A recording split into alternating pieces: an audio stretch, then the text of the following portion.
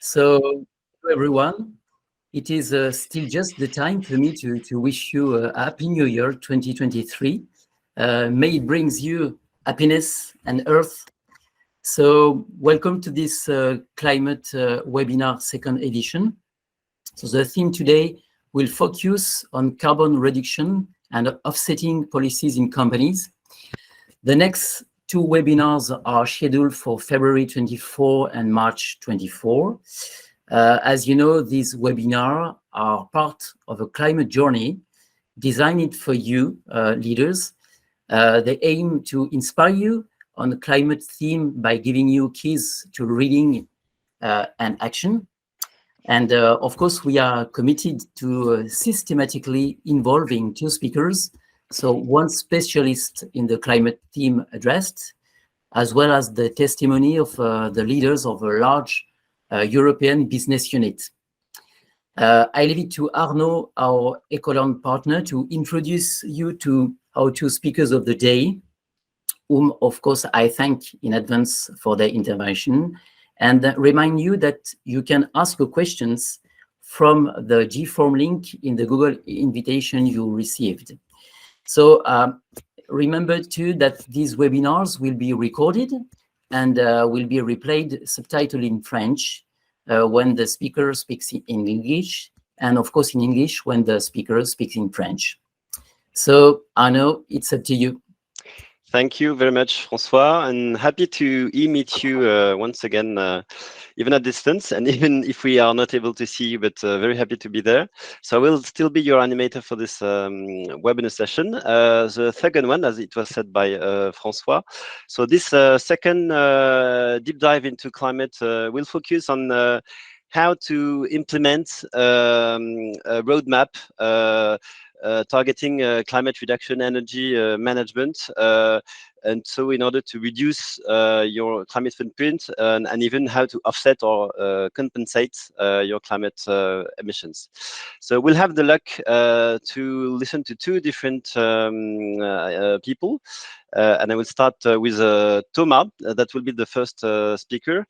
Thomas is leading the sustainability department of Accenture in France, and he has more than 20 years of experience in sustainable development. And on top of that, he has been involved into an engagement with the Groupe Auchan in order to define and design the climate roadmap to propose to all of you in order to be aligned with the science targets. So Thomas will be able to give a quick feedback on how this climate roadmap is organized, and more than that, exchange with the different leverage, the different issues to be faced with in order to make this climate reduction comes true, and share some best-in-class examples that he has encountered in other clients. So the way we are going to be organized, that Thomas is going to speak first, and will speak in English, and then Thomas will answer to the question you will share through the Google form. And then Laure Mandaron will take the floor, and Laure Mandaron is going to speak in French because unfortunately, she felt a bit insecure in English. So Laure Mandaron is working at Le Groupe La Poste. She's in charge of sustainable development for the division of the mailing. And as you know, Le Groupe La Poste is very much engaged into the climate strategy and more globally the sustainability issues.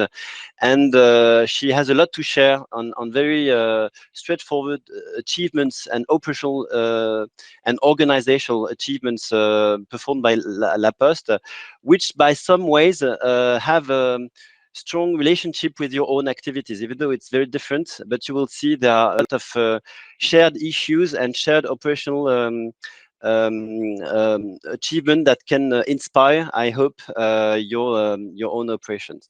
And thanks for joining, Laure. And then as the same, so once Laure will have finished with the introduction, you'll be able to share some questions.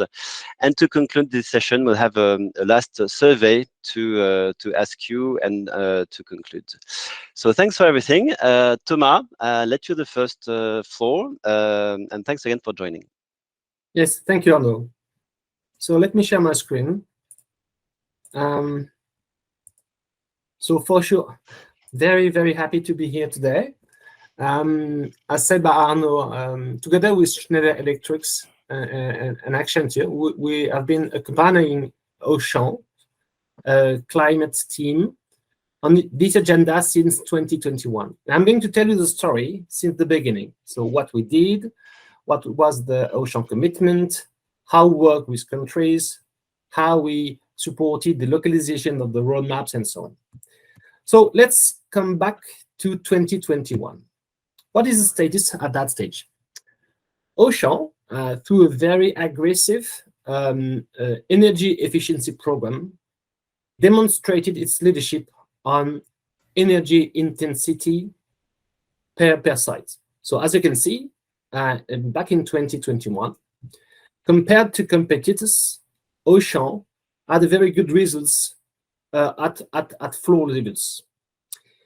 Meaning, on scope 1 emission, they demonstrated leadership. The question was, how should Auchan move forward on scope 3? Because you know that scope 3 emissions derived from product sold is the main issue for Auchan, and I will come back to this later. But the key question for Auchan at that stage was, shall we submit our targets to SBTi? So this organization is certifying roadmaps according to Paris Agreement, meaning to meet the 1.5 objective. And back in 2021, I may say that Auchan was lagging behind some other competitors. As you can see, Carrefour, Walmart, Deleuze, and Casino already submitted the SBTi target, already submitted a roadmap, could be on scope 1, scope 2, and scope 3.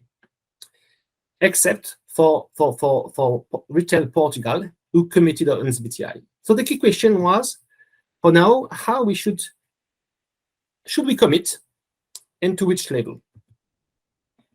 And this is obvious. I guess you understand what's the footprint of Auchan, but nearly 70% of the carbon emissions from Auchan comes from food products.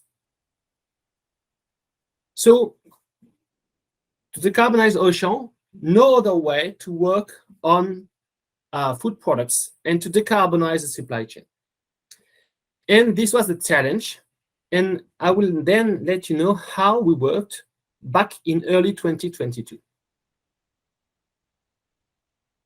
So we decided to get organized, what we call at that stage cycles.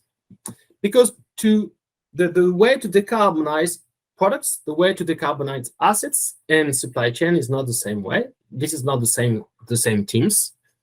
And when I'm talking about products, we acknowledge at that time that the maturity from countries were different. So we decided to cluster countries, working together with DPW in France, then working with Portugal, Spain, and Senegal, then Romania, Poland, and Hungary, and Russia and Ukraine, to work with small groups from those countries to shape the actions, to understand how far we could go to decarbonize products. And we did the same with assets owner, especially with the technical department of Auchan at corporate level, and we did the same for supply chain. But decarbonizing a company this way is not enough. You need to involve the business, but you need to get organized. You need to understand what will be the key enablers. And I will pick up some key enablers, meaning the carbon tracking, the way to measure the footprint, the baseline, then the achievement, all over the company and upstream and downstream is a key enabler. So we had discussion at that stage with IT department to understand how to design a carbon solution to track and footprint and performance. The same, finance department is a key enabler because they might launch some kind of incentives, some kind of carbon pricing solution to help businesses to understand the magnitude of the decarbonization needs. Then we work also with the HR department to understand what should be the ideal operating model, and I will spend time on this later on, to deliver. And I keep this for the end, but this is the most important. The supplier engagement. Indeed, decarbonizing Auchan, meaning decarbonizing the supply chain, and new suppliers. Could be national brands, could be local players, and engaging supplier is a very hard way, and we had a lot of discussion, and there is ongoing discussion still. So this is the way we organize. So now let's deep dive on what we achieved. So to give you the magnitude of the effort on scope 1 and 2, meaning emission from the floors and electricity or gas both, your effort need to be minus 46% based on baseline today, and to achieve, so by 2030, to achieve a minus 1% by 2043 through compensation for sure. This is what we needed to achieve. So we worked with technical department together with Schneider Electric, and we succeeded to identify key actions to decarbonize Auchan. And as you can see on the right, you will have for sure some growth based on the growth of your business, but we identify some 10 key actions to decarbonize the company. The main one is the improvement in fugitive emissions, so namely the HCFC for the cooling of your systems. We identified some PPA, meaning power purchase agreements solution to decarbonize your energy. And we went through this exercise to understand how deep we could go. And good news, these actions to be taken by 2030 are enabling Auchan to meet the 1.5 objective, meaning minus 46% of emissions by 2030.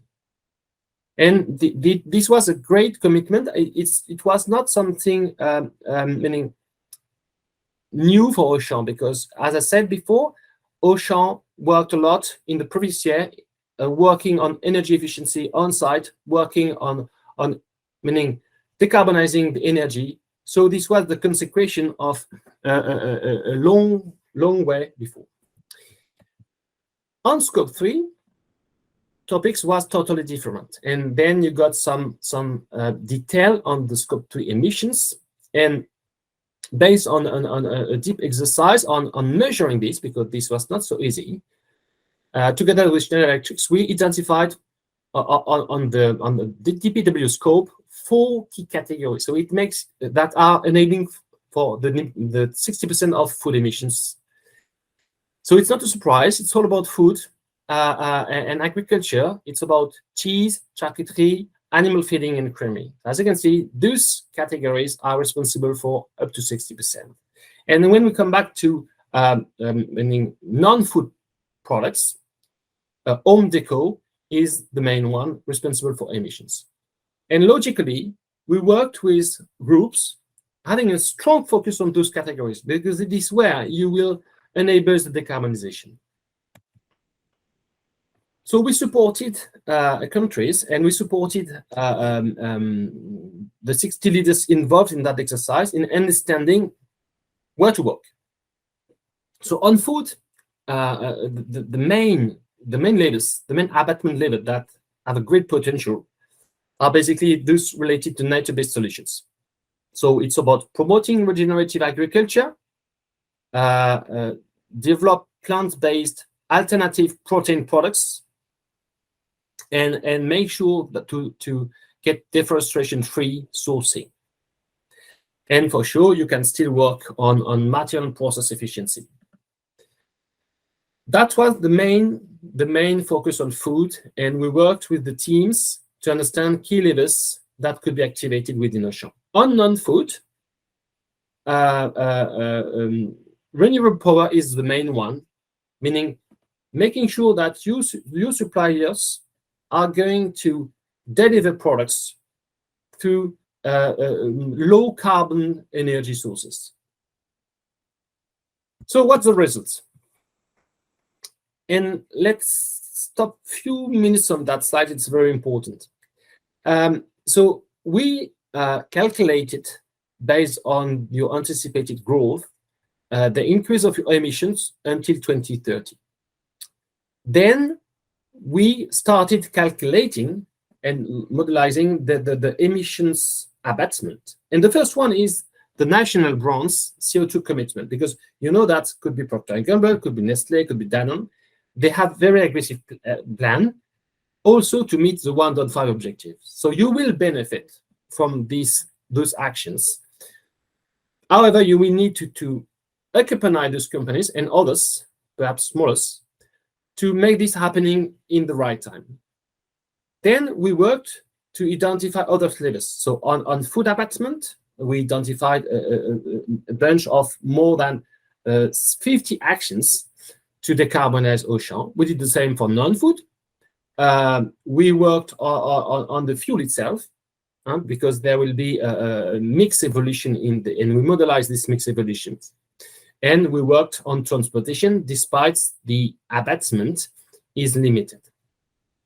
So at the end of the day, you can see that based on this very first exercise, we acknowledge that Auchan was quite close to meeting the well below 2 degrees objective, namely minus 25% of emission decrease based on the baseline.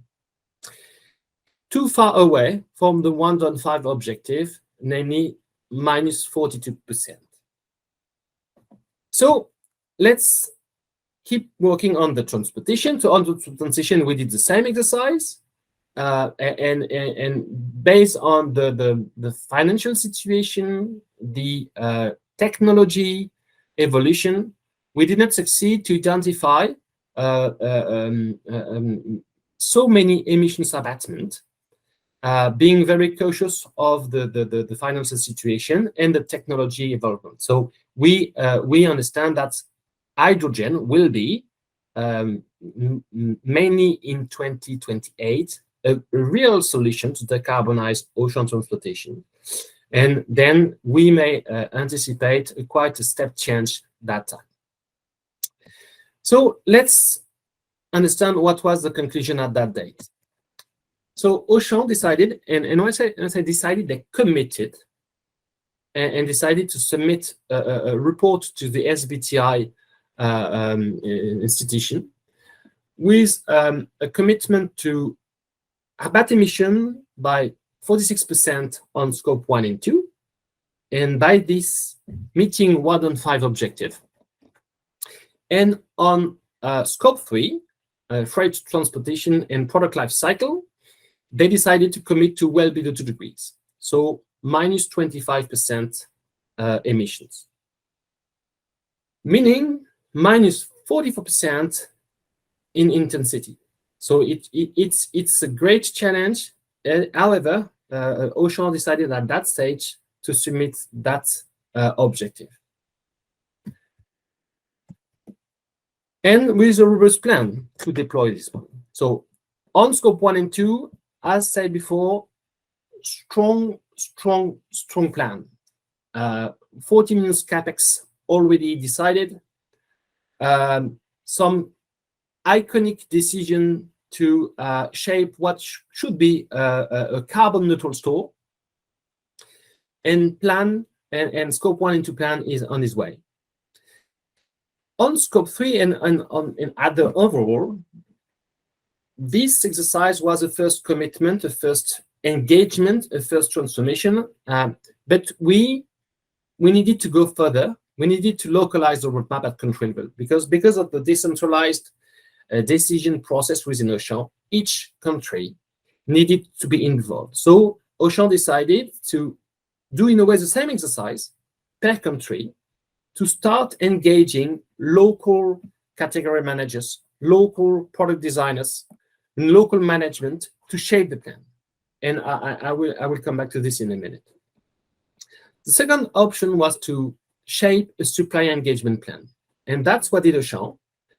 So together with the Schneider Electric and Accenture team, we designed a strategy and a methodology to engage suppliers. That is on this way as well. Third conclusion, because it came every time. How to measure? Is our footprint accurate? How we'll track progress? How we'll report on progress to external committee, to SBTi, to investors? So it was decided to start understanding what should be a carbon management digital solution to support Auchan in this journey, and it will be a key enabler for sure. And just to finish on, it was acknowledged that the governance on products and the leadership from DPW was very important. So DPW, way to work, organization, performance was a key topic that we are currently working on that as well. So that was the plan. That was the decision for from the executive committee, and we keep working with countries to accelerate the transformation. And basically, we delivered this over the past 6 months on 6 key countries, and we help roughly per countries 40 to 60 individuals to shape the plan. So it's definitely a bottom-up approach. To my understanding, it's a fantastic asset compared to competitors that had a more top-down approach, global programs. Here you are starting the transformation because you are supporting local designer, local category managers to understand how to take into consideration climate into their daily decision.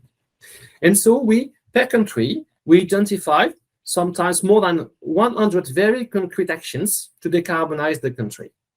And we measured the impact of those actions and understood how far they were to meet the 1.5 objective. So today, each country got its own roadmap to align with the SBTi target. And we started discussing the governance, because getting organized, understand how to work is definitely the key challenge Auchan is facing today. So very shortly, here you got a snapshot of what we achieved country per country, including DPW.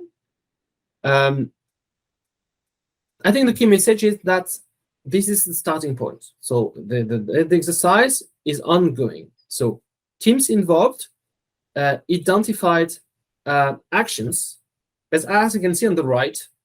If you account the carbon impact of those actions, it's still rather limited, because team involved,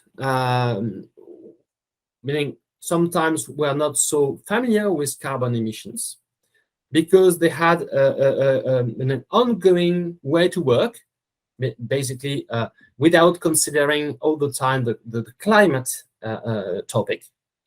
And they identified action on their own scope. What we did, and having a good understanding of those scope actions, together with all experts, we tried to understand whether it could be extrapolated to the entire country. And we are convinced that this will be feasible to extend those initial actions to a larger scope, to larger ambition, to meet the 1.5, well below 2 degrees objective. So it's meaning, I guess, to my understanding, it's a very positive conclusion, but still work to do. And I would like to take just 2 minutes on, for my understanding, what are the remaining challenges. I think the operating model to deliver this climate journey is still something that needs to be formalized per country. We had a demonstration that leadership was fully convinced of the need to transform the model. But let me ask you a very simple question. Is the leadership equipped to take a decision between one product having a climate impact, but a decrease of the margin? What is the commitment on this one? Because at some point of time, and for the next 5 years, I would say, designing a low carbon product or starting to engage suppliers to pay for decarbonized products will have an external cost. And that might be cascaded to the customer, but sometimes not. And the key question from the leadership and culture perspective, how will face this issue, margin decarbonization? I think still some refinement on this one to make sure that all the leaderships are ready to have that kind of question. Then workforce, capabilities. To be very honest, we had the impression sometimes that some category managers, some product designers were lost in translation, because carbon is a very technical thing, meaning sometimes good ideas are not leading to decarbonization solution, and they were around. So understanding climate, understanding how to act is still a question. Meaning we got the plan, we got the orientation, but now it's time to understand, to get more experts, to understand how to decarbonize agriculture, how to connect with farmers to make this happening, how to connect with customers to understand whether the customer journey or the customer acceptance will be ready. There is many questions open, and I think this is a key challenge. Governance, which KPI? How to track performance? Acknowledging that for the timing, Auchan does not have yet the solution to measure emissions. How to measure progress against which KPI? Starting with a lagging KPI, and in the coming years turning into impact KPI. Yes, but there is still some discussion, and at country level, it will happen. And I will not talk about data and IT tools, because corporate is working hard on shaping and designing and building a solution, and bets data. I mean, getting data from suppliers, getting data internally will still be an issue. So we are at the middle of the gate, and I will start here with meaning that kind of slide is meaning that it's a need to transform the whole organization, and everybody will be involved, no doubt. So time to get organized, and the journey is very exciting. I think, to my understanding, what you build, having a bottom-up approach, country per country, involving already quality engineers, other leaders, supply chain managers, meaning it is a fantastic asset. And it's you to now to scale this and to make this a reality, having an impact on climate. So here it is, and I hope you understood this journey starting from 2021 until now, and happy to get questions. Thank you very much, Thomas, and thank you for being on time. So I'm having some question already raised on the Google form, but just kindly remind you that you have in your invitation for this webinar also a link to the Google form in which you can send further questions. So don't hesitate to use it so that we can share more questions to Thomas. So Thomas, maybe a first very global question. So I think your presentation was very clear on the different challenges that by experience Auchan's team is going to face while trying to decrease the climate footprint of the group. Could you start by giving some, sharing some good practices regarding these challenges, and maybe on top of them, the leadership one and the governance one? Have you experienced some other companies close to the industry of Auchan or further even that can give inspiration to the leaders that are listening to you today? Yes. Okay. I can see two key challenges. The first one is, as you know, from an organization perspective, meaning, and it was obvious for Auchan, the focus was on floors, on sites, and all the governance could be at corporate level or at site level, where site focus. The key challenge for the leadership is to move from a site-centric operating model to a product-centric operating model. So how you make sure that for the life cycle of the product that you will supply, that you will design, that you will sell, you will embed sustainability in any decision. And from a governance perspective, it's not an easy task, because it's a new way to work for many actors. And to me, that's the main challenge. And the industry overall is facing this today: how to move from site-centric to product-centric. It's been new roles, new missions, new way to work. The second topic I see is cascading the objectives. Okay, it's fine. We got an objective, minus 25% of emissions in absolute way for Auchan, for Scope 3. What does it mean? What does it mean for the key category managers, or for the key owners on Crémerie, on Métiers de Bouche? What should be for them the abatement? Yeah, we should say it's minus 25%, but we know that sometimes there will be some limits. So how to cascade the objectives, and then which KPI take into consideration? And on that one, we got plenty of companies who are cascading this objective through, I would say, climate budget. So, and this is well implemented within the automotive industry, because they have been forced by regulation to make this happening. But they are cascading objective, providing products and line of products with carbon objectives, with carbon budget that they need to meet. So in the coming years, when the budget will be planned, there will be both approach, finance and climate budget. That's something that is happening fast on the market today. Thank you, Thomas. So I will continue with two more, I would say, technical questions regarding the reduction plan you have presented in the first part of your presentation.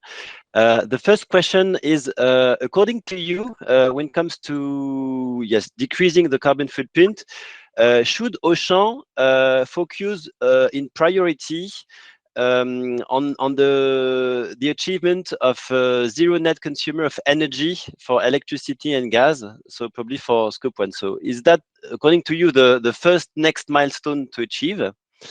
And I'll let you react, and I will give you the other question just after. Okay, if the question is, should we deliver on promises on Scope 1 and 2? Yes, it's a commitment from SBTi. So it's definitely an objective, and this is fully achievable. So based on my understanding of Auchan maturity, it will not be an issue. Okay. Then the question is more, is it the priority versus other actions from the roadmap, including the Scope 3? Don't forget that the Scope 1 emission is very limited. So that's my answer. Meaning, Scope 1 and 2 emission is 3.8% of Auchan emissions. So yes, you need to do it, but this is not the way you will decarbonize Auchan activities. Okay, thank you. And the second question is about rules on the scope 1 and 2 and 3 accounting. So it's about the issue of double counting in between Auchan in scope 3 and your own supplier in scope 1 and 2. So can you remind what's the rule, and how does we avoid any double counting from your own suppliers and Auchan's own carbon emissions? So the rules are very clear. The GHG protocol is setting the rules, meaning, and yes, there could be in a way what you call double counting, because when you decarbonize Auchan scope 3 upstream, it means that the scope 1 and 2 of your suppliers decreased, and partially their scope 3 as well. So there is some overlapping for sure, but I think this is not the way you should ask the question. The question is how I will engage my suppliers to decarbonize their activities, could be their own scope 1 and 2 and scope 3. And consequently, they will provide you with a product having a lower carbon intensity. It will decarbonize the scope 3. So I will not run to that kind of double counting questions, because we should make it very simple. So decarbonizing scope 3 emissions from Auchan is decarbonizing scope 1 and 3 of your suppliers, and that's what you will measure. Okay, and we can take a last question that has just been released in the Google form.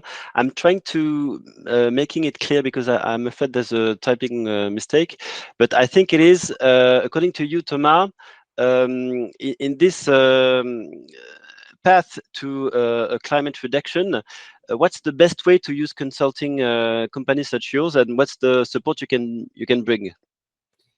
I think very basic support is to make sure that you're complying to the GHG protocol, that you are measuring in line with the regulation. And I think there is some consultancy expert on this one, and this is exactly where consultant can help. Then, as you can see, the more we move, the more we are tackling very technical questions. So how to decarbonize farmers, how to work with farmers. Then you need consultancy experts being able to understand, okay, what is a farm carbon footprint, how to support regenerative agriculture, and there is a need for this. I mean, this is a technical expertise, and as per today, this expertise is not enough represented within Auchan. So time to time, very specific expertise will be needed. That's one end. On the other hand, there is some very key enablers. Making sure that the performance tracking, the carbon budget, will be embedded into finance process, for example. I think because we are working with other companies, that kind of experience can support Auchan acceleration. Climate and carbon budget, carbon management platform. I think you will have to build new processes, you will have to build the platform. And once again, consultancy and specialized vendors will help Auchan to deliver this. And today, in a great awareness session, meaning you need to be trained. You need to be trained. The whole Auchan organization, we need to be trained at very granular level. And once again, I think consultancy will help Auchan to be trained, and there is a need on this one with experts. So as a summary, I think you will need very technical expertise to tackle very technical issues. You will need a kind of consultancy experience working with others to accelerate your agenda. Could be on KPI, could be on carbon tracking, carbon budget, internal carbon price, and so on. And to change your process internally. And you will need, and this is important, you will need training, you will need a lot of training to make sure that you employees are understanding climate and are acting to decarbonize in their own scope of responsibility. Thank you very much. And as a reminder, you will have access to not only the replay, but also the slides that has been shared by Thomas. Merci beaucoup. Je bascule maintenant en français pour l'intervention suivante où on va donner la parole à Laure Mandaron du groupe La Poste qui va parcourir les grands leviers qui ont été activés par le groupe La Poste pour réduire son empreinte carbone. Vous allez le voir, c'est un groupe qui est plutôt avancé, assez leader sur ces questions-là. Et je crois que vous comprendrez qu'il y a beaucoup de passerelles, même si les activités sont très différentes, mais beaucoup de passerelles possibles entre les actions entreprises par La Poste et celles qui pourraient au sein du groupe Auchan. Merci beaucoup, Laure, d'être parmi nous. Et je te laisse la parole pour 30 minutes. Merci beaucoup. Alors, écoutez, enchantée d'être avec vous. Donc, moi, je suis directrice RSE au sein du groupe La Poste, en particulier en charge de la stratégie de la branche service courrier colis. Et donc, ravie de pouvoir partager nos retours d'expérience. Je vais essayer dans cette présentation très vite d'être dans le très concret. Et j'ai prévu en fin de présentation, qui est un slide qui n'existe pas en réalité, mais qui est un peu mes états d'âme, mes retours d'expérience, et je dirais les grands enseignements que je tire de mes années dans le domaine de la RSE. Moi, je suis ingénieure agronome et ça fait un petit peu plus de 25 ans que je travaille sur ces sujets, et notamment pendant 12 ans chez Arthur Andersen, Ernst & Young, où j'ai notamment côtoyé Arnaud et Thomas, et je travaille depuis 12 ans au sein du groupe La Poste. Voilà, donc comme vous êtes bien évidemment déjà bien acculturés, j'imagine, à tous les défis qui nous entourent, à La Poste, ce qui est absolument fondamental pour nous, c'est toutes ces pressions qui s'accélèrent autour de la consommation responsable, avec en particulier toutes les grandes orientations liées aux préoccupations sur le climat, avec l'adaptation au changement climatique qui prend aussi, au-delà de la réduction et de la lutte contre le changement climatique, une importance considérable pour nous. On va parler bien évidemment de tous les enjeux de normalisation, de standardisation. En particulier, Thomas vous a beaucoup parlé du SBTI. J'y reviendrai tout à l'heure. La taxonomie européenne, qui aussi pour nous est extrêmement structurante, même si un certain nombre de ses composantes sont totalement aberrantes. Je pourrais aussi y revenir tout à l'heure.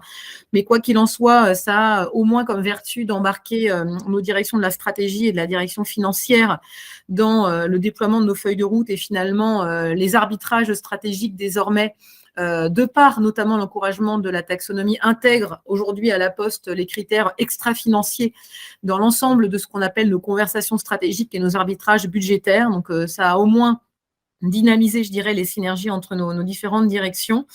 Et puis, bien évidemment, la pression des consommateurs à travers, alors ça, vous êtes mieux placés que nous pour le savoir, toutes ces applications, tous ces dispositifs, en fait, qui visent à orienter nos choix dans notre quotidien. Et puis, bien évidemment, on est aujourd'hui, nous, extrêmement concernés par les enjeux du digital, puisqu'on a un très grand nombre d'offres totalement full digital ou hybrides, sur lesquels on mène depuis un peu plus de 5 ans. On est plutôt pionnier dans ce domaine-là, des approches dans le domaine de l'éco-conception, des services numériques.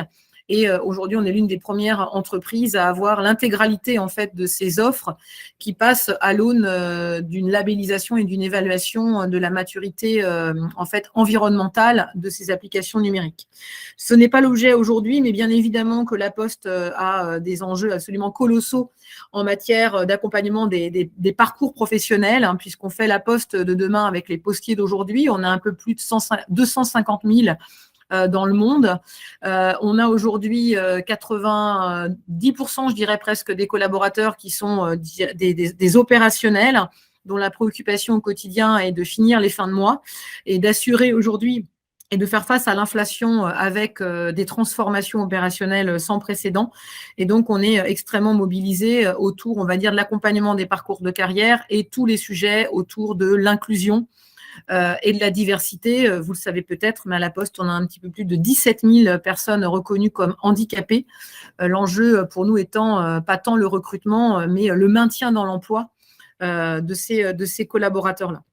Voilà, donc après cette mise en perspective, Peut-être pour vous présenter très rapidement, et je vais aller très vite sur la focale décarbonation. Donc effectivement, donc là je vous donne un aperçu exhaustif des grands sujets stratégiques de la Poste. Là, je vais faire le focus sur le sujet de la transition écologique.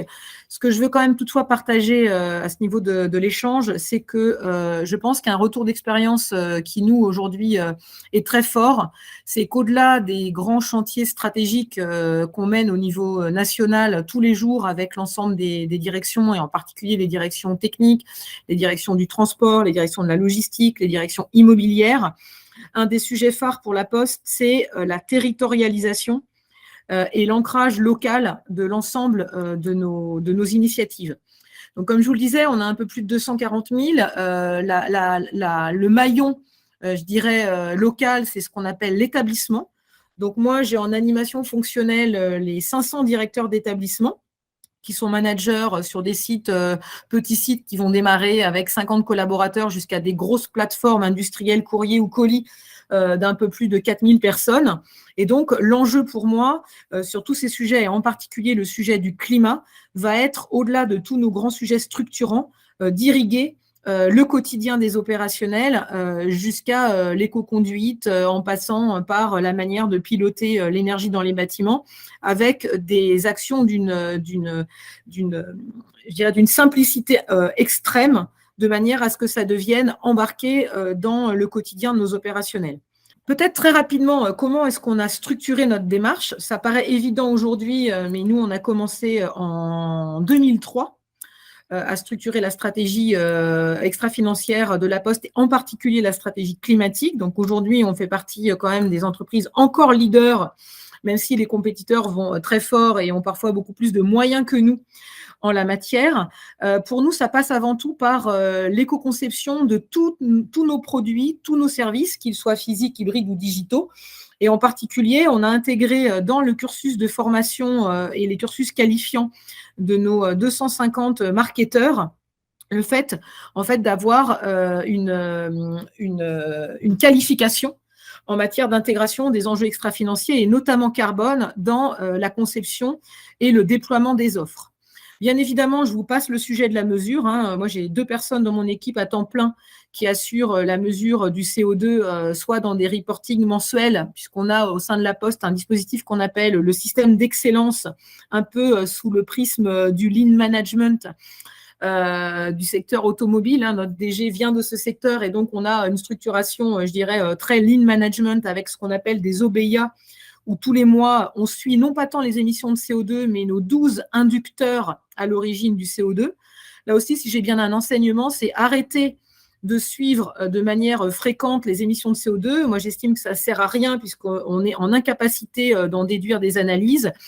Nous, on s'est depuis 3 ans beaucoup plus, je dirais, tourné vers un pilotage fin avec des analyses intégrant autour de la table les contributeurs principaux, des inducteurs primaires à l'origine de ces émissions de CO2.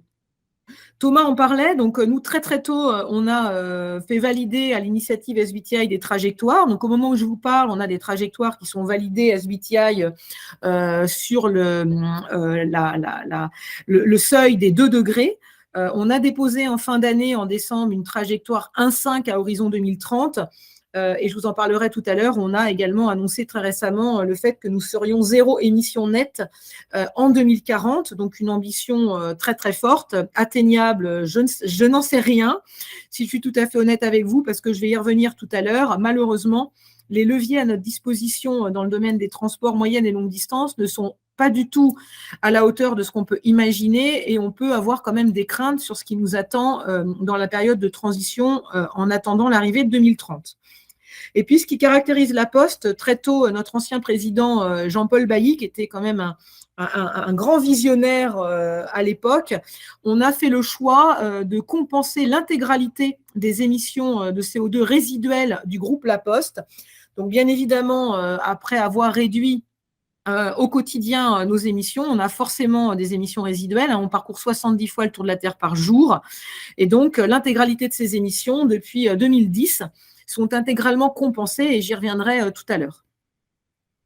Alors, pour ce faire, je vais très rapidement vous parcourir nos leviers d'action. C'est bien évidemment un premier levier qui est organisationnel et technologique. Donc, comme je vous le disais, les transports routiers, c'est un peu plus de 45% de nos émissions.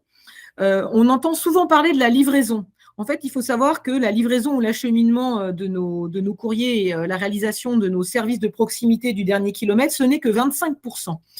Donc nous, l'enjeu majeur aujourd'hui en termes d'empreinte CO2, c'est avant tout le transport routier, sur lequel on a des enjeux absolument colossaux, sachant que 80% de nos liaisons sont sous-traitées sur le transport, ce qui n'est pas le cas de la livraison, puisque sur la livraison, on en a une maîtrise à hauteur d'un peu plus de 90%, et donc avec des enjeux d'agir dans un écosystème extrêmement important. Autre levier, bien évidemment, au-delà du transport, ça va être ce dernier kilomètre. Alors, vous connaissez peut-être La Poste pour son leadership en matière de véhicules électriques, de la distribution et de la livraison. Aujourd'hui, on a un peu plus de 39 000 véhicules électriques. Ce qui est très important, au-delà d'afficher des chiffres, c'est que c'est un travail de longue date qui a été initié il y a un petit peu plus de 12 ans, à l'époque où Jean-Paul Bailly avait été mandaté par les pouvoirs publics pour structurer une filière de véhicules électriques. Aujourd'hui, ça a l'air évident. En 2010, il n'y avait pas de filière structurée, donc il y a eu une démarche collective avec une dizaine d'acteurs extrêmement engagés à l'époque. Et aujourd'hui, on est en capacité finalement d'assurer un peu plus de 60% de foyers français en mode doux ou en mode électrique. Et pour nous, l'enjeu est un pilotage très fin, puisque bien évidemment qu'on est un acteur majeur d'un enjeu que vous connaissez bien, qui est la livraison du dernier kilomètre bas carbone et une livraison urbaine green, notamment pour faire face au déploiement des zones à faible émission qui aujourd'hui réglementent l'accès au centre-ville. Et là, on est sur un enjeu autant carbone que qualité de l'air, puisque là, on va lutter contre les particules, les oxydes d'azote, en complément, bien évidemment, de nos priorités sur le CO2. Donc là, on a des enjeux technologiques. Pour ne rien vous cacher, aujourd'hui, notre grosse problématique est que nous n'avons pas dans les temps les véhicules livrés par les constructeurs. Vous avez peut-être vu dans la presse qu'il y a des gros problèmes d'acheminement des véhicules, des gros problèmes de pénurie de matières qui aujourd'hui ralentissent très très fortement la production de la filière et la capacité à nous livrer, ce qui aujourd'hui est un véritable handicap pour atteindre les objectifs qui sont les nôtres, à savoir être en capacité dans 2 ans d'assurer 50% de nos livraisons de colis en mode totalement décarboné ou en mode doux. Alors, je vous le disais tout à l'heure, je ne vais pas y revenir parce que Thomas a quand même évoqué largement ce sujet-là, et si ça vous intéresse, je suis à votre disposition. C'est un travail colossal que d'être capable de structurer sa trajectoire carbone. Bon, à La Poste, on travaille beaucoup par nous-mêmes, on fait avec nos petites mains. Moi, j'ai 2 personnes à temps plein dans l'équipe qui sont notamment dédiées à modéliser, à financiariser avec la direction de la stratégie, la direction financière, nos trajectoires climatiques, avec des périmètres d'une très grande complexité. Et aujourd'hui, la grande difficulté pour nous, vous le verrez tout à l'heure, c'est qu'on peut annoncer des choses formidables, nos concurrents annoncent des choses formidables. En revanche, sur la place aujourd'hui, si on se dit les choses, et on est honnête avec un certain nombre de mes homologues quand on échange entre nous en dehors des grandes scènes et des grands colloques, la probabilité que nous atteignions tous les engagements qui sont pris sont quand même assez faibles. Donc, je pense qu'il faut quand même faire preuve d'une grande lucidité et d'une honnêteté. L'affichage, c'est bien. Ça permet notamment de mettre la barre très haut, de créer une dynamique et une compétition entre acteurs économiques qui, je pense, est assez intéressante. Pour autant, je pense qu'aujourd'hui, à continuer à vouloir tous être plus blanc que blanc et le meilleur sur la photo, on risque de passer à côté de messages importants à passer notamment aux politiques et à un certain nombre de filières. Et je pense qu'aujourd'hui, ça peut perturber la réalité de la capacité à agir des acteurs économiques que nous sommes. Mais j'y reviendrai tout à l'heure. Je pense que vous devez être intéressés, parce que je crois qu'Auchan a quand même des enjeux importants.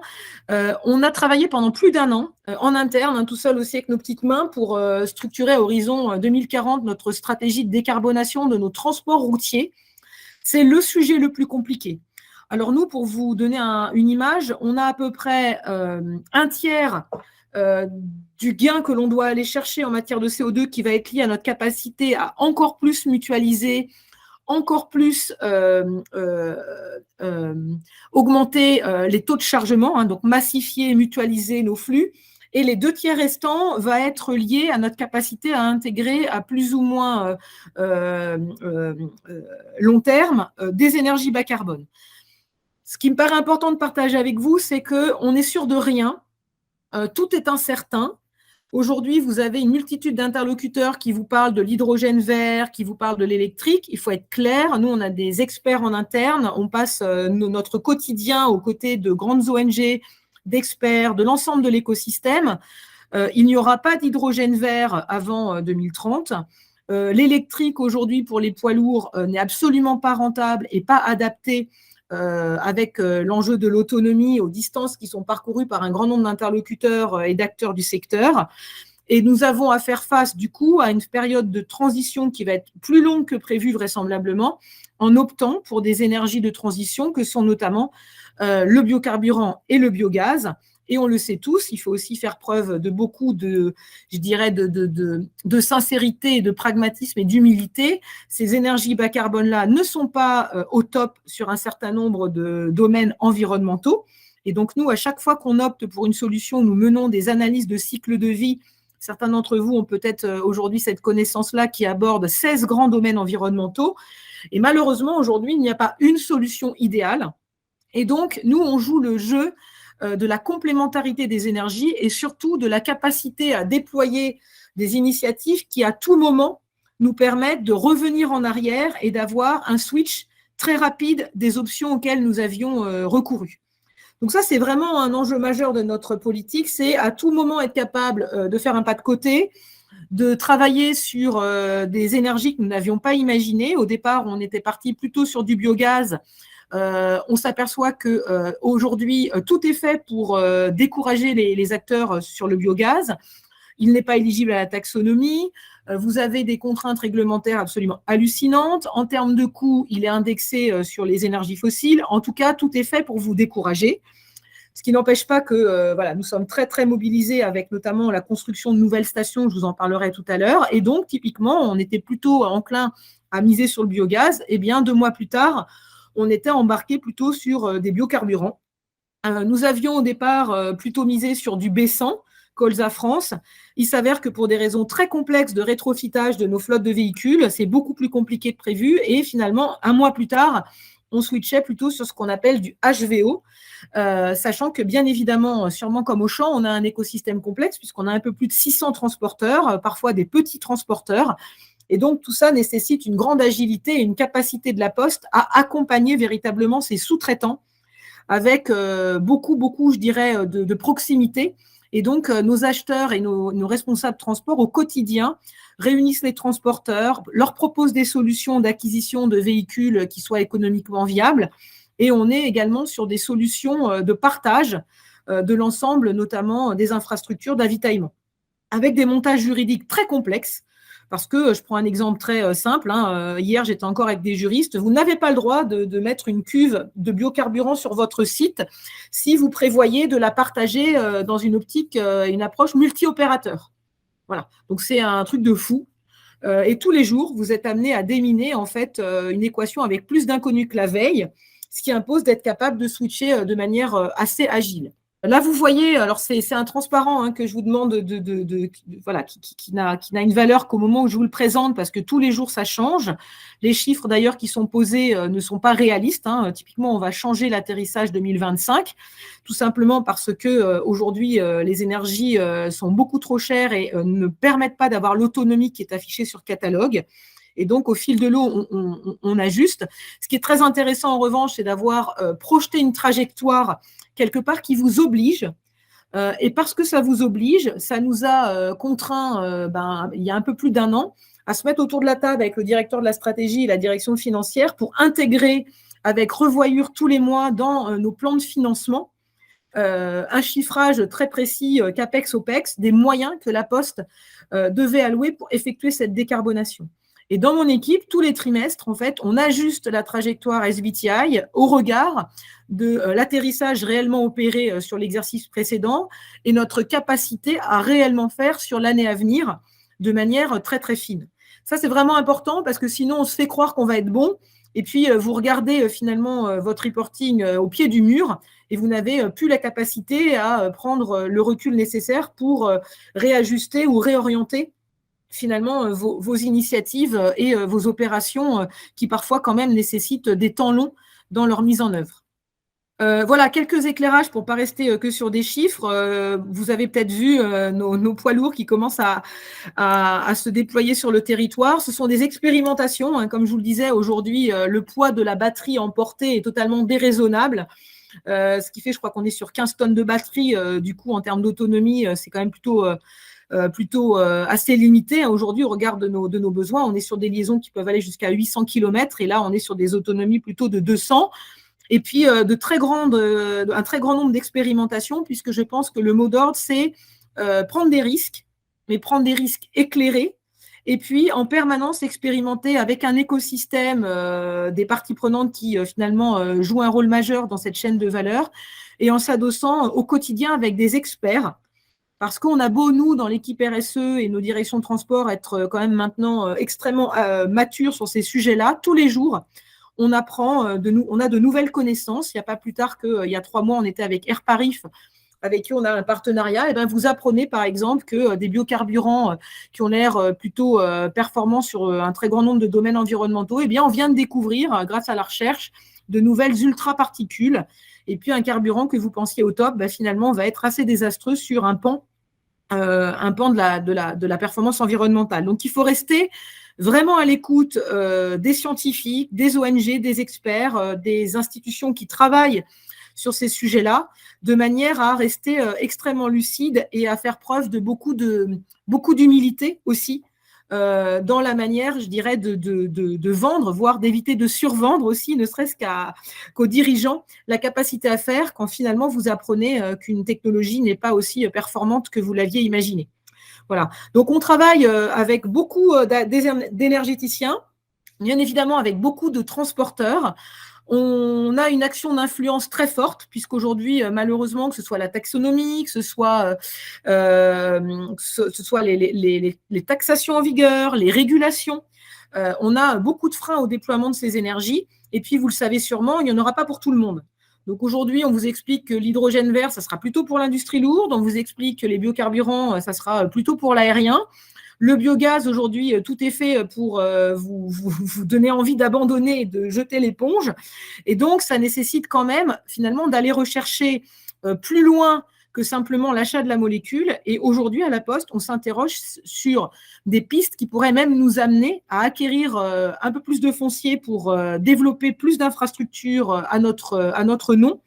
Et également, peut-être aller même investir. Je vous donne un cas qui aujourd'hui fait sourire les dirigeants, mais on est en train pour autant d'investiguer cette piste. Peut-être demain d'acquérir un certain nombre de méthaniseurs, de travailler ce qu'on appelle à la ferme pour aller directement s'approvisionner aux méthaniseurs et non pas uniquement sur le réseau GRDF quand on recourt à du biocarburant et à du biogaz. Donc voilà, je pense qu'aujourd'hui, ce qui est intéressant, c'est de pousser plus loin les modèles qu'on imaginait. Je pense que personne n'imaginait que La Poste un jour puisse s'interroger sur des prises de participation dans le secteur agricole ou la construction d'infrastructures de production d'énergie renouvelable. Mais on s'aperçoit aujourd'hui que si on ne pousse pas un peu plus loin les innovations et qu'on ne remonte pas la chaîne de valeur, ça sera très difficile d'avoir accès à ces énergies, en tout cas avec un modèle économique et avec des contraintes technologiques et des cas d'usage qui soient appropriés au regard de nos modèles. Alors, on peut aller un tout petit peu plus loin dans la présentation et je vais accélérer. On va aller plus loin aussi. Je pense que ce que je vais essayer de partager avec vous, voilà, c'est ce transparent. Vous savez tous aujourd'hui que la neutralité carbone est extrêmement décriée uniquement en France, parce que je pense que les autres pays n'ont pas, je dirais, autant d'état d'âme que nous à pouvoir disserter des heures entières sur la sémantique. Nous, on est très fiers d'être l'entreprise leader en matière de neutralité carbone. Contrairement à ce que certains vous disent, nous avons le droit encore de parler de neutralité carbone. Et avant tout, ce qui est absolument fondamental, c'est pas tant la manière dont vous exprimez les choses. En fait, les mots, on s'en fout un peu.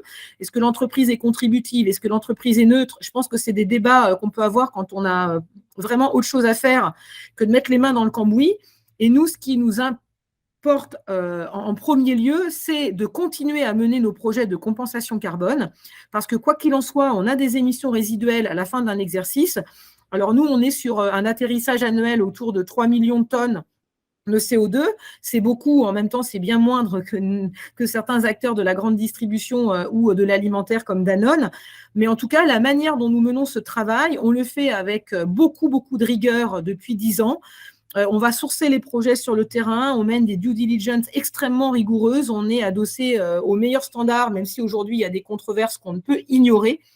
Et surtout, je pense que ce qui fait la fierté de La Poste, et je pense que ça peut être source d'inspiration, et on est souvent contacté par nos pairs, c'est le fait qu'on a été à l'origine, en 2015, de la structuration d'un nouveau standard. On en avait un petit peu marre finalement d'aller au Kenya pour compenser nos émissions quand on a aujourd'hui des facteurs et des factrices qui sont quand même très ancrés dans les bourgades et les villages en France.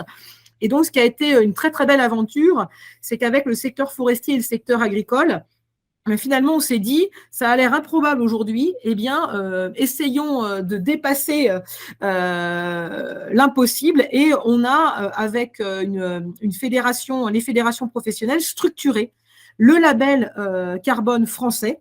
Et vous pouvez aujourd'hui financer des projets dans le domaine forestier, dans le domaine de l'agriculture, des projets qui sont absolument extraordinaires. Et le retour d'expérience que j'ai, moi, c'est que ce sont grâce à ces projets qu'on a véritablement fédéré l'ensemble des postiers et des postières, en particulier les facteurs, et qu'on arrive aujourd'hui à motiver les commerciaux sur des sujets qui autrefois étaient plutôt dédiés uniquement à l'équipe RSE, puisque ce sont des très belles opportunités de dialogue sur le terrain avec les élus, avec les clients locaux, avec les collaborateurs.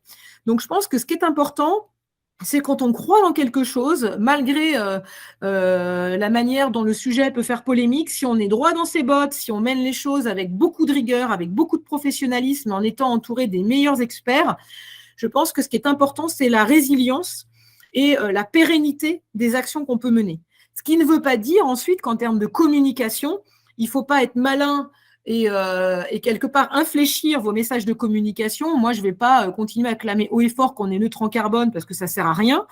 Par contre, le fait de poursuivre et de pérenniser des actions sur lesquelles vous pensez véritablement apporter une contribution positive et avoir joué votre responsabilité en la matière, je pense que c'est de notre responsabilité quelque part de le clamer haut et fort et de pérenniser aujourd'hui, même si vous allez finalement contre les vents de ceux qui prennent beaucoup la parole, mais qui, pour certains, finalement, n'ont pas vraiment un discours fondé. Donc ça, je pense que c'est vraiment important. Je pense que l'appropriation, tu peux aller un tout petit peu plus loin, Valentina, encore plus loin, je crois que c'est 2 ou 3 slides après, encore. Tu peux aller plus loin, je crois que c'est un peu plus loin. Il y a un schéma d'un établissement, il y a une belle cartographie. Voilà, c'est le suivant.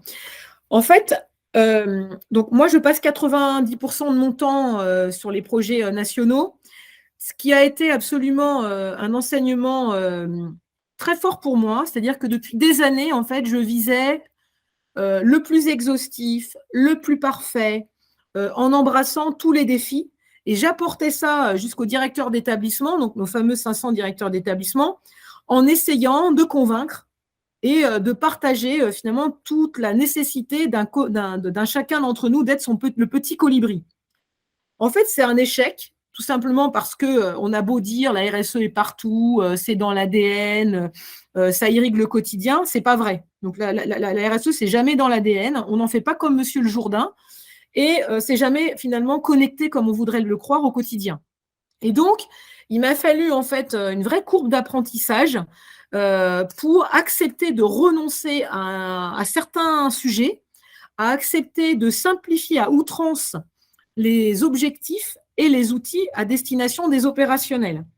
Et aujourd'hui, finalement, on a un retour assez exceptionnel jusqu'aux facteurs, parce qu'on a développé une sorte de carte d'identité RSE qu'on a appelé finalement le RSE Score, donc on surfe un peu sur la vague des Nutri-Score.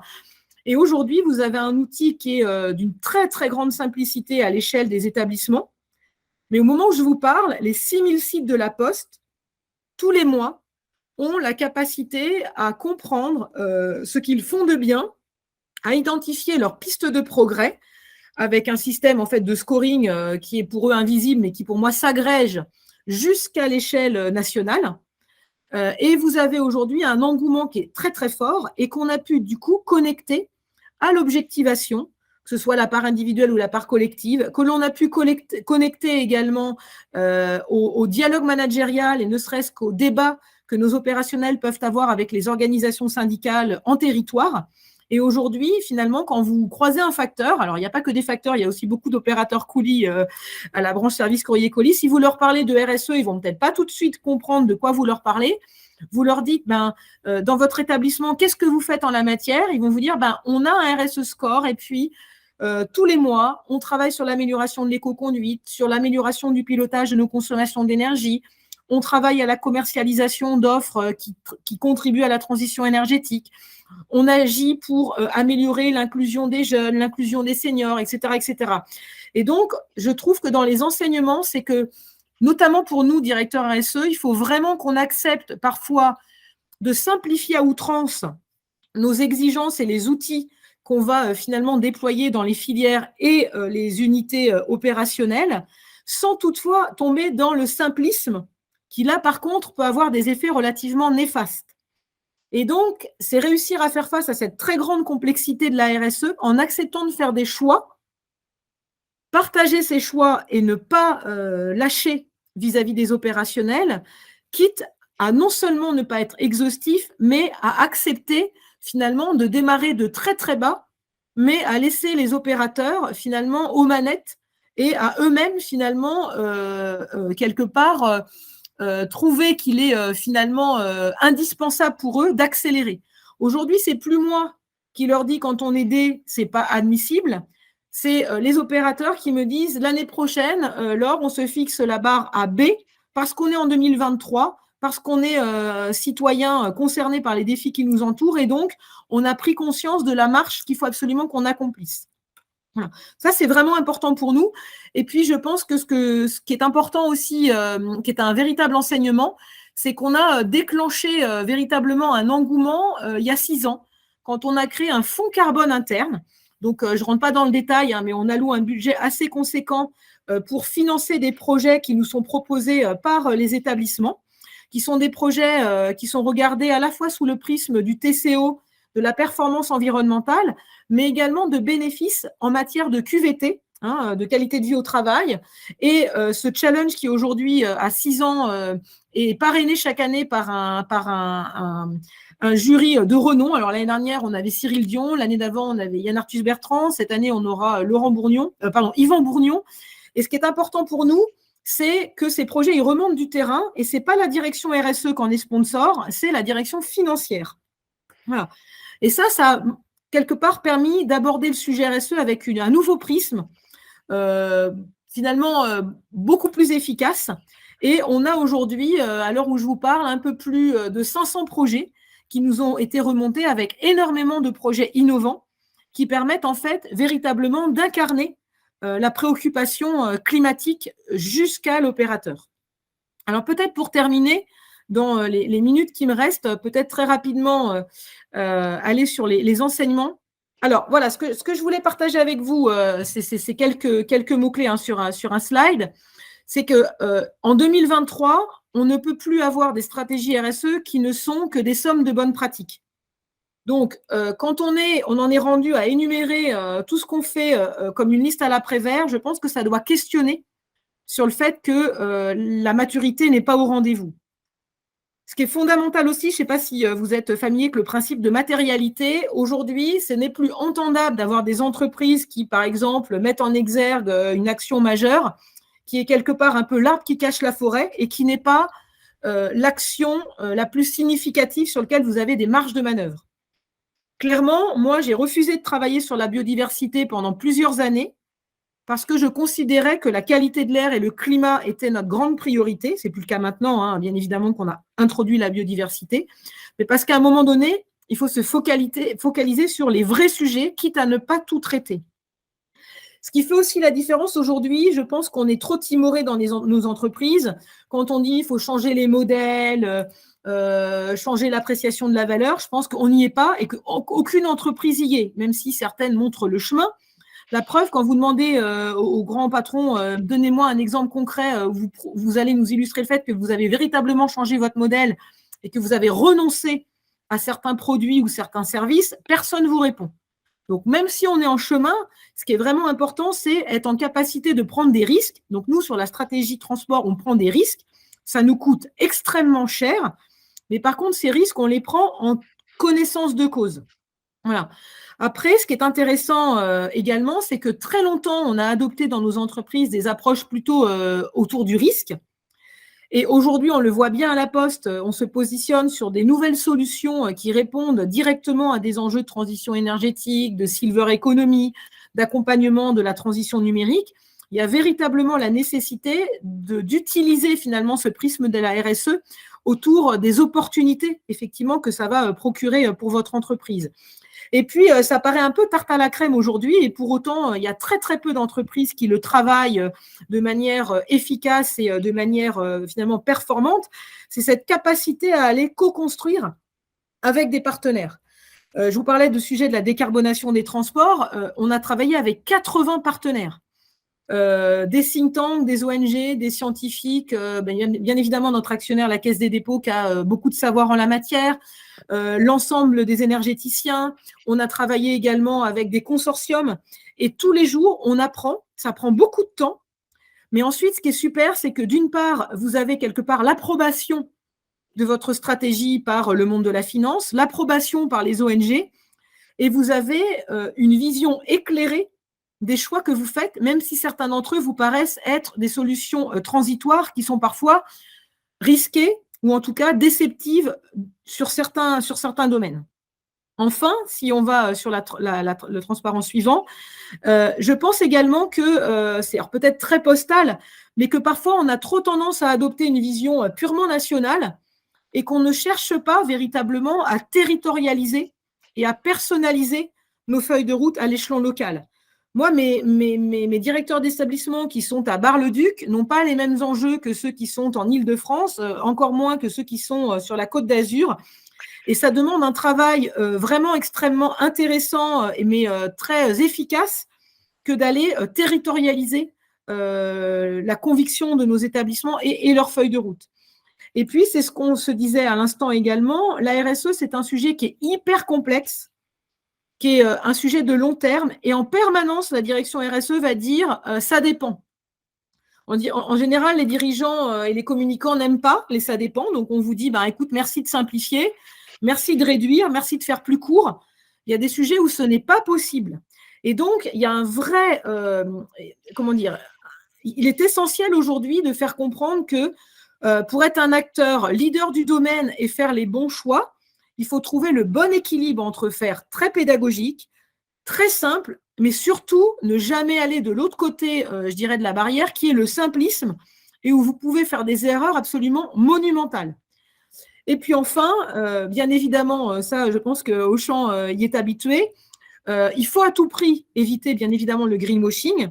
Pour autant, en tout cas, c'était un écueil de la Poste. On était plutôt timoré, on était plutôt timide sur le fait de prendre la parole.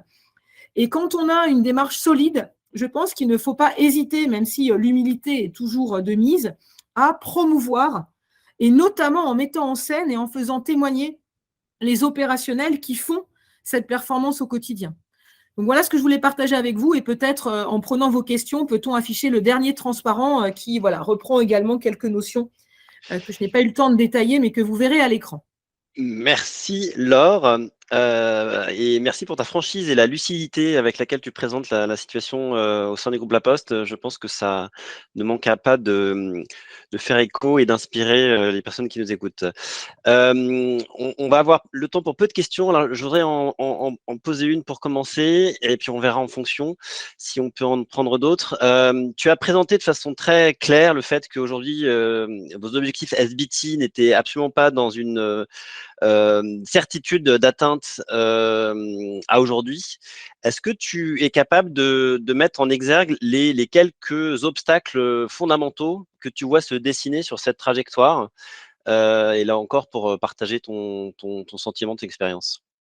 Alors, on sera validé SBTI, j'ai pas de doute. On est déjà validé, hein. on est déjà Non, pardon, validé SBTI. c'était Hein. pas tellement sur le fait de construire la stratégie et de la déposer, mais de l'atteindre. Qu'est-ce qui ferait qu'en 2030, vous ne seriez pas au rendez-vous? Alors, en 2030, on sera, je pense, au rendez-vous parce que être compatible 1,5, alors sur un périmètre, hein, quand vous parlez du SBTI, je ne sais pas si vous êtes très à l'aise, on intègre ce qu'on appelle l'amont. Donc, en gros, c'est absolument gigantesque le travail qu'on vous demande de réaliser sur des paramètres sur lesquels vous n'avez absolument pas la main. Donc, c'est là que la complexité dépasse le simple reporting. Je pense que ça sera compliqué en 2030, notamment pourquoi? Parce que la Poste a un scope 3 qui est énorme, puisque quasiment tous nos transports routiers et longue distance, et bien évidemment aériens, pour le peu qui nous reste, sont sous-traités. Ouais. Et aujourd'hui, les sous-traitants en transport et livraison, je ne sais pas si vous voyez un peu le tissu que ça représente, c'est des acteurs qui se demandent juste si à la fin du mois, ils vont réussir à ne pas mettre la clé sous la porte. Voilà. Donc, je pense qu'il faut avoir cette lucidité-là.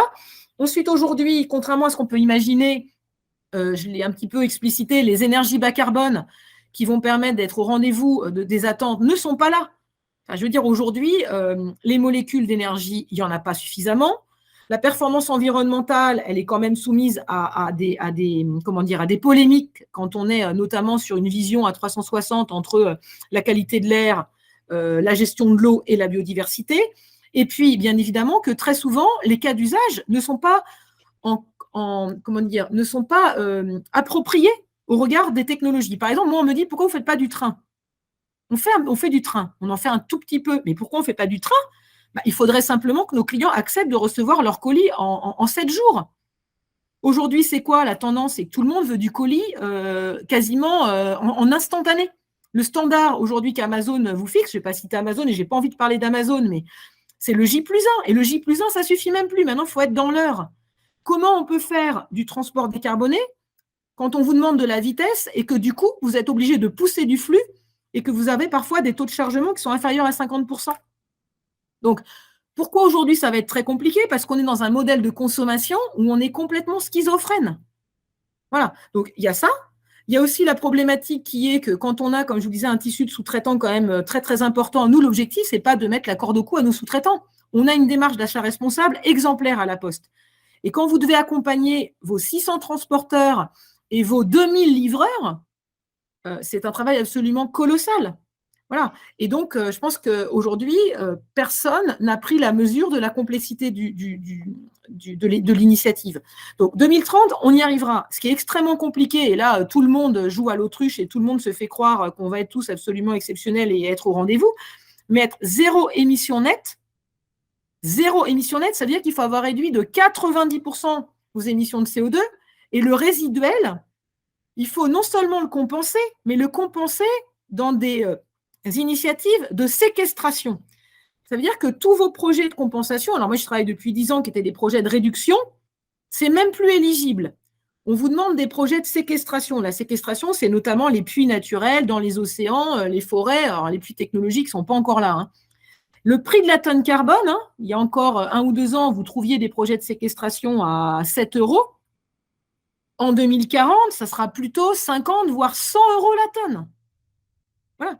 C'est juste une réalité à la fois technologique, une réalité même de la capacité à produire ces énergies et une capacité tout simplement à assumer la trajectoire économique.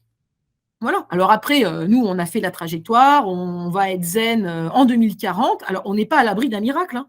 Ce que je vous dis, ça reste entre nous. Et puis, ce qui est bien, c'est que je suis très à l'aise parce que tous mes homologues dans toutes les autres entreprises qui affichent un zen à 2040 ou avant 2050,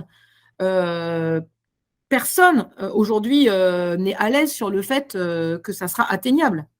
Voilà. Alors, c'est bien cette dynamique. Je pense qu'il faut pas en permanence voir la moitié du verre qui est vide. Je pense qu'il faut juste faire preuve de lucidité.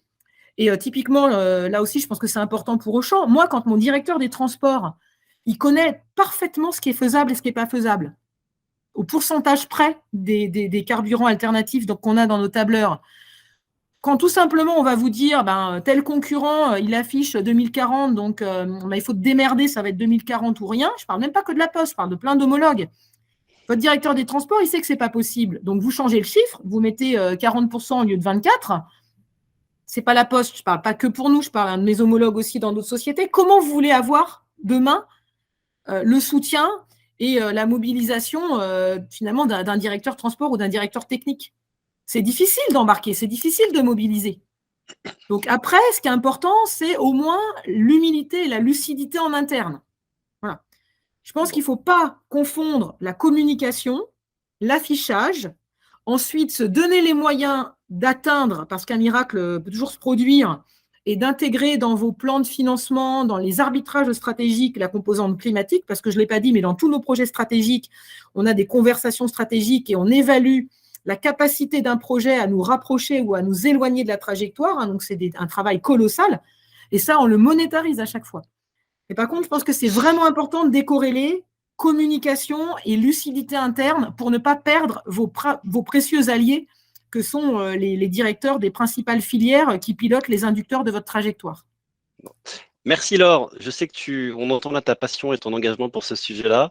On aurait eu plein d'autres questions à poser, mais on arrive au terme de cet échange.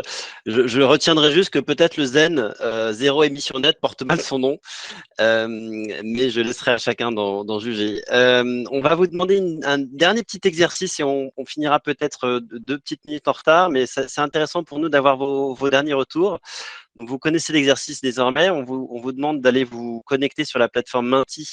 And I will probably switch in English as well. So go on to Menti with the following code that you can see on the screen.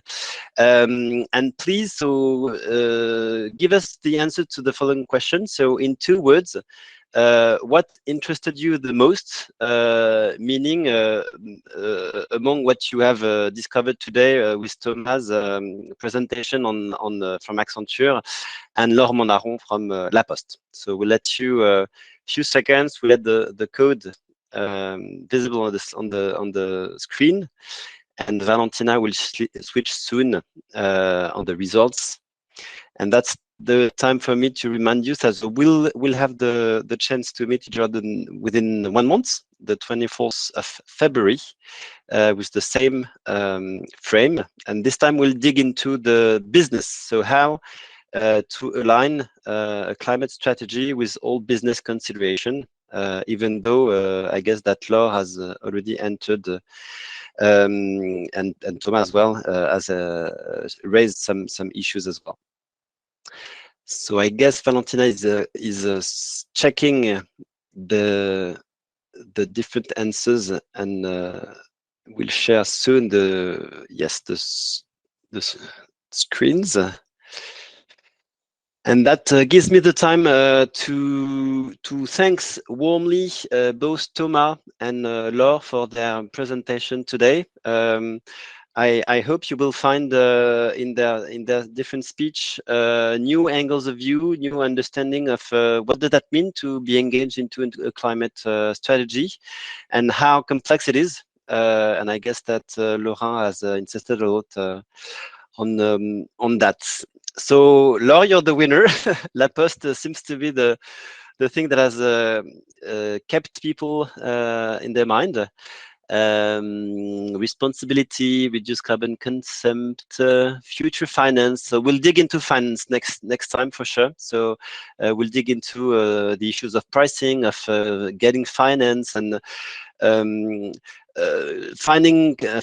resolving the dilemma between improving the carbon efficiency and getting still profitability in your business. Engagement, strategy, efficiency must be collaborative. So I guess that was a very strong message from both Thomas and Laure. As you have seen, it's almost impossible to achieve that such an immense challenge by its own. So you will probably need support from other and a full of different people. Pragmatism, responsibility. Bravo, Laure. Be honest. Humility is something that you will probably see in the world of sustainability. It's a strong position you must have, given the complexity of the topics and the systematical side of presentation, efficiency, dedication. Okay, so we'll keep for sure the results of this survey, and I think we're good. François, do you want to have the very last word? Yes. I know the efficiency word, which is seems to be very important for everybody. So for my part, thank you very much for this intervention. I think it was, as you said, Arnaud, very enlightening for everybody, and the question have proven your interest about these different topics. So as a reminder, I said, Arnaud, the next webinar will be on February 24. The theme will be how to reconcile climate strategy and economic challenges. So we will talk about the question of return of investment, ROI. And the last webinar will be on March 24 with another topic about the food and agricultural issues in relation to climate change. So thanks again for your presence, and see you very soon. And have a good day for all. Bye bye.